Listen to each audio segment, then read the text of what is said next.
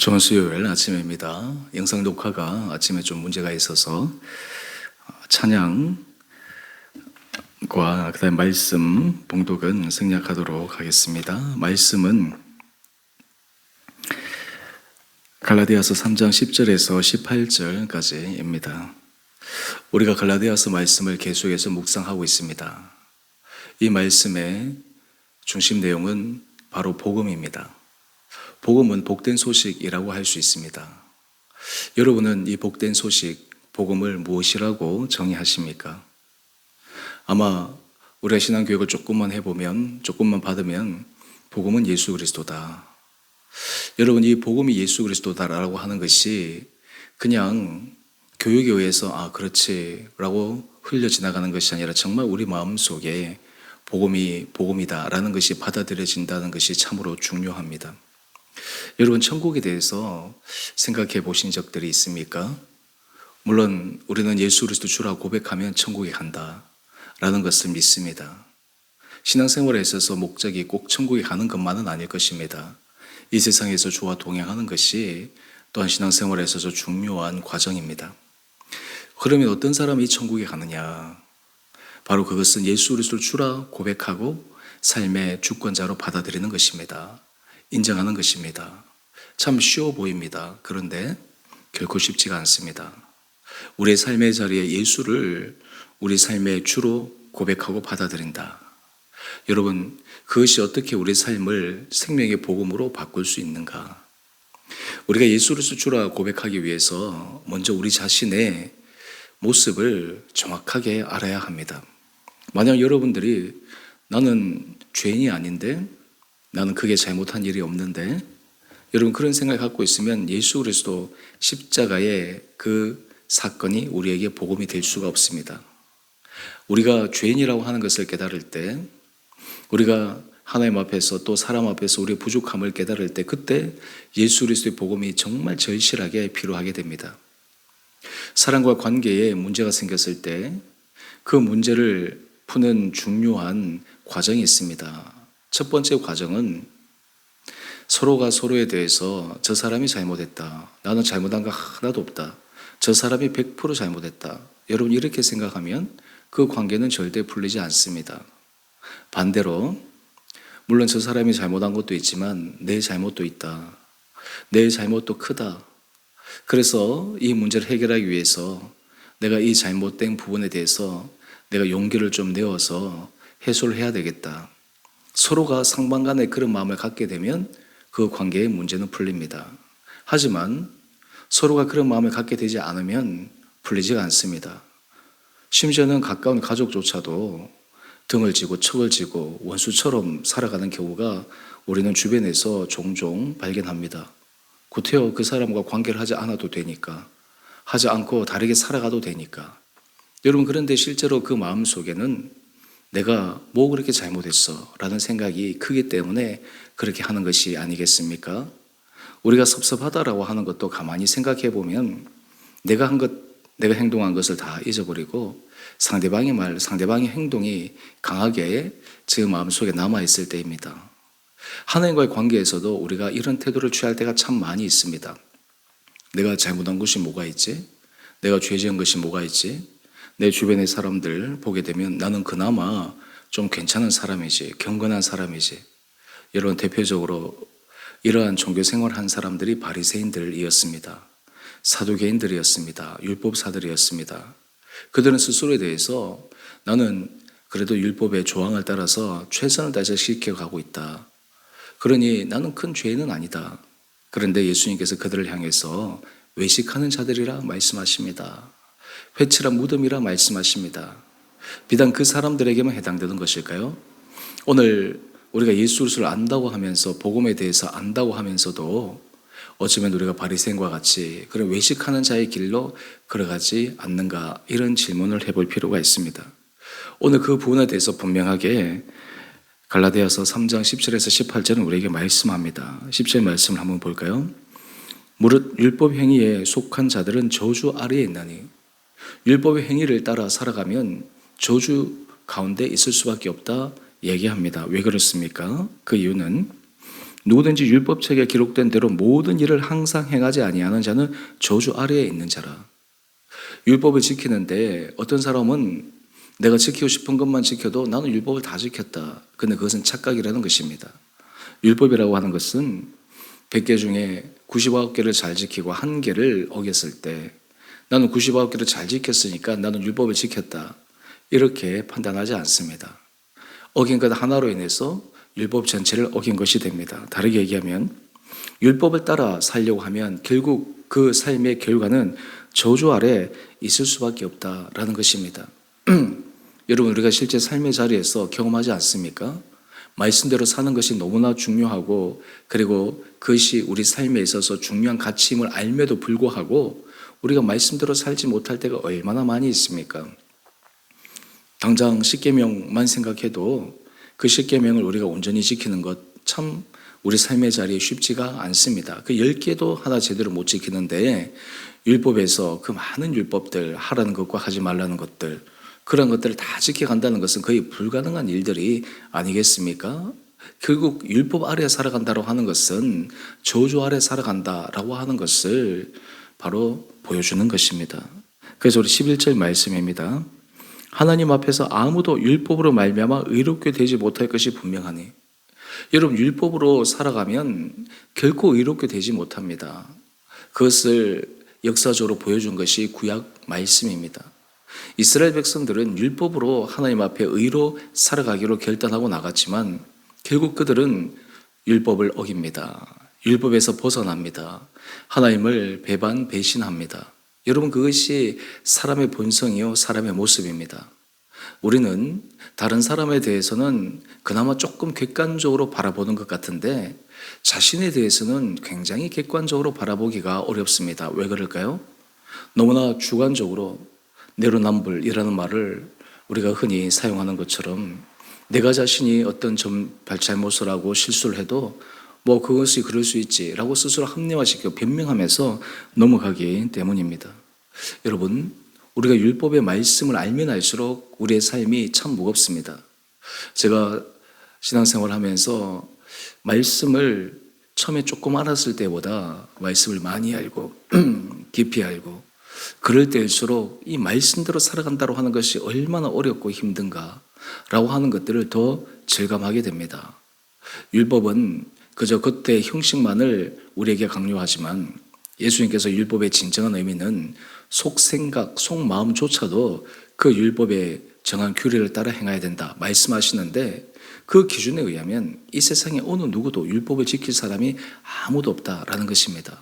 다르게 얘기하면 율법을 따라 살아가면 결국 죽을 수밖에 없습니다. 우리가 어떤 일을 할 때도 어떤 일이 가능성 있게 풀리는 방향으로 그 일을 해야지 그 일이 풀리지 않는 방향으로 그리고 이루어질 수 없는 그러한 길로 걸어갔을 때 어떻게 좋은 결과를 예상할 수 있겠습니까? 바로 율법을 따라 살아간다라고 하는 것이 그러한 것입니다. 오늘 우리는 율법을 따라 살아가는 것이 아니라 예수 그리스도를 믿고 복음 안에서 살아간다라고 많은 사람들이 고백하는데 여러분, 실제로 우리가 예수 안에서 복음으로 믿음으로 살아가고 있습니까? 그러면 어떤 분들이 이렇게 얘기합니다. 율법으로 살아가는 것이 그렇게 힘들다면 복음으로 살아가는 것은 쉽습니까? 이것조차도 사실 우리가 엄밀한 의미로 얘기하면 결코 쉽지가 않습니다. 내 힘으로 하려고 하면 안 되는 거예요. 율법으로 살아갈 때 왜 힘듭니까? 내 힘으로는 안 된다는 거예요. 내 의지와 결심으로 안 된다는 거예요. 아무리 성품이 좋고 아무리 믿음이 좋아도 넘어질 수밖에 없습니다. 구약에서 놀라운 기적을 행했던 엘리야, 그가 갈멜산에서 이방 선지자들과 대결해서 하나님이심을 드러내었는데 이세벨이 그를 죽이자고 하자 그는 도망가서 로뎀 나무 아래에 앉아서 하나님, 나는 조상들보다 낫지 못합니다. 내 목숨을 거두어 가십시오.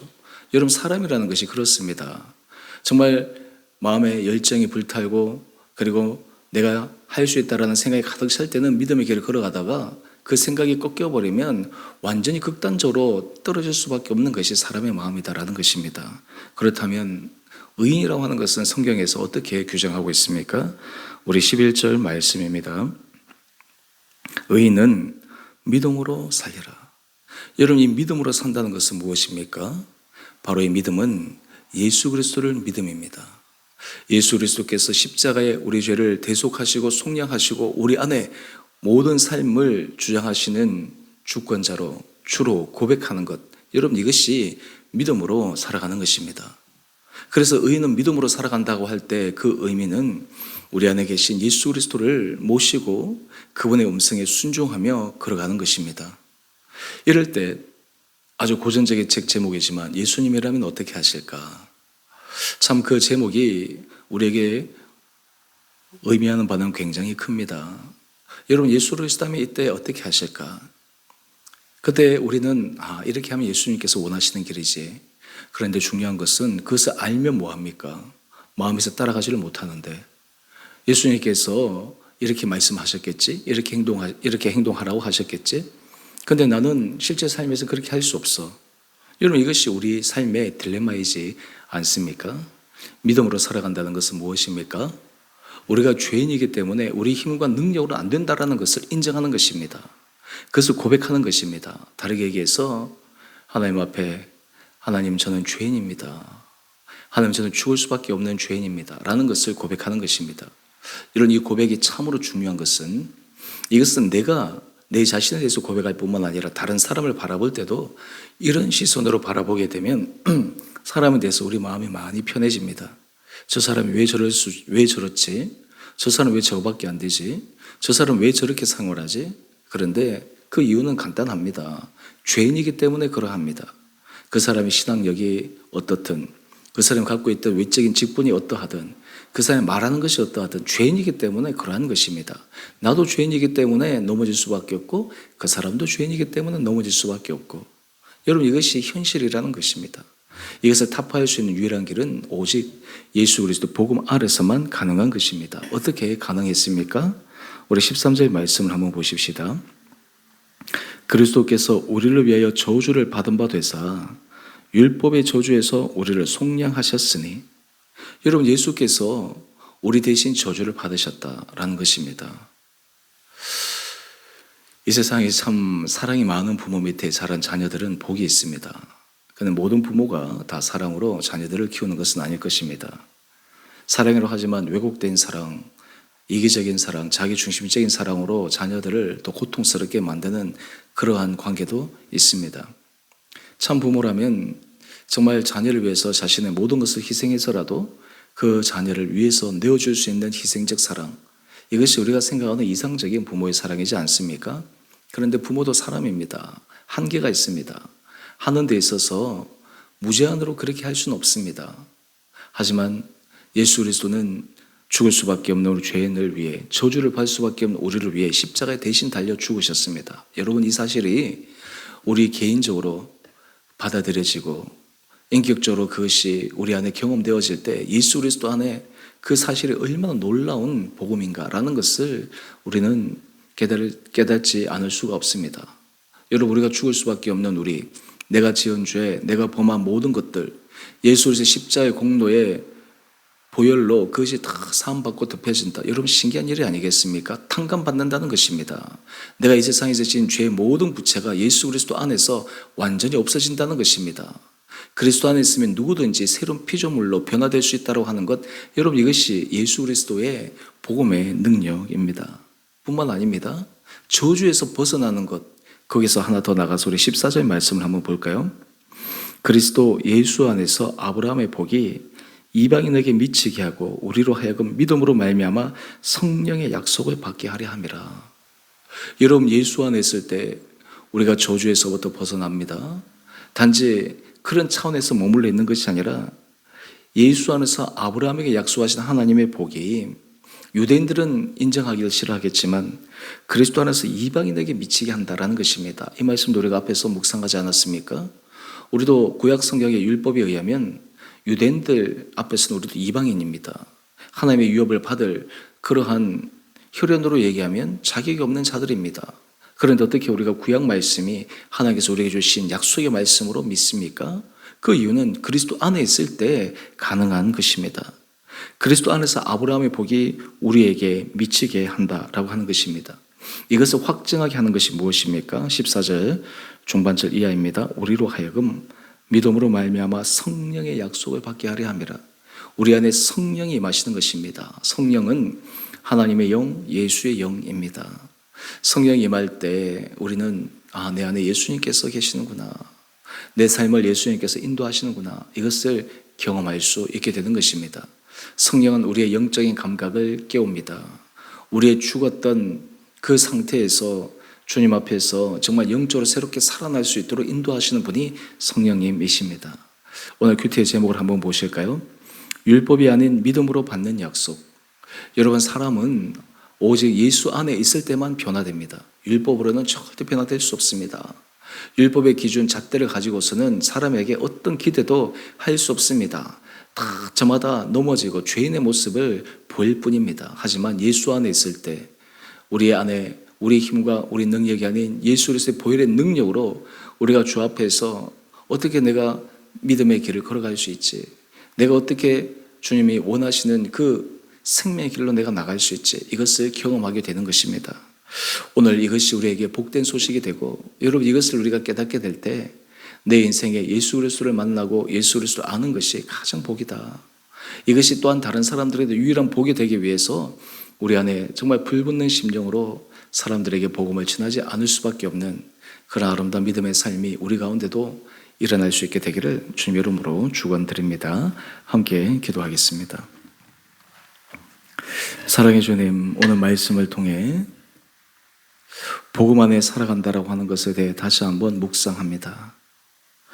우리가 실제로 복음 안에 살아간다고 하지만 우리도 율법에 따라 살아가려고 하는 생각과 삶의 틀에 많이 매여 있음을 고백합니다. 주님, 우리 힘으로 우리 생각으로는 절대로 주께서 말씀하신 그 생명법 아래에 살아갈 수 없음을 고백합니다. 오직 예수 그리스도 안에서만 이것이 가능하며 예수 그리스도를 믿을 때 우리 안에 주신 성령으로 말미암아 우리 삶이 생명의 길로 인도됨을 고백합니다. 우리 온 사랑하는 성도들에게 이것이 경험되게 하여 주시고, 또한 이것이 우리 삶의 기쁨이 되게 하여 주시고 감사가 되게 하여 주셔서 우리 삶의 주의 손을 붙들고 최후의 믿음의 승자가 되도록 우리 성도들의 하루하루의 삶을 인도하시고 주관하여 주옵소서.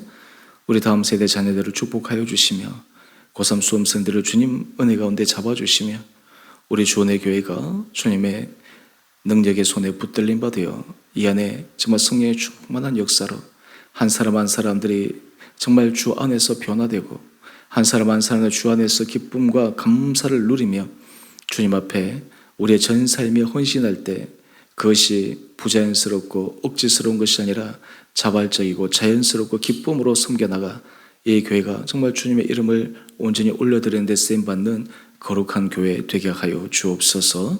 오늘 저녁 드리는 수요예배 또 이후에 구역정 성경 공부 우리 온 성도들의 구역 모든 모임마다 성령께서 친히 좌정하여 주시고 주관하여 주시고 인도하여 주시기를 우리를 사랑하신 예수님 이름으로 감사하기도 드리옵나이다. 아멘. 하늘에 계신 우리 아버지 이름을 거룩하게 하시며 아버지 나라가 오게 하시며 아버지의 뜻이 하늘에서와 같이 땅에서도 이루어지게 하소서. 오늘 우리에게 일용할 양식을 주시고 우리가 우리에게 잘못한 사람을 용서하여 준 것 같이 우리의 죄를 용서하여 주시고 우리를 시험에 빠지지 않게 하시고 악에서 구하소서. 나라와 권능과 영광이 영원히 아버지의 것입니다. 아멘. 오늘도 믿음으로 승리하시는 복된 하루 되시기를 바랍니다.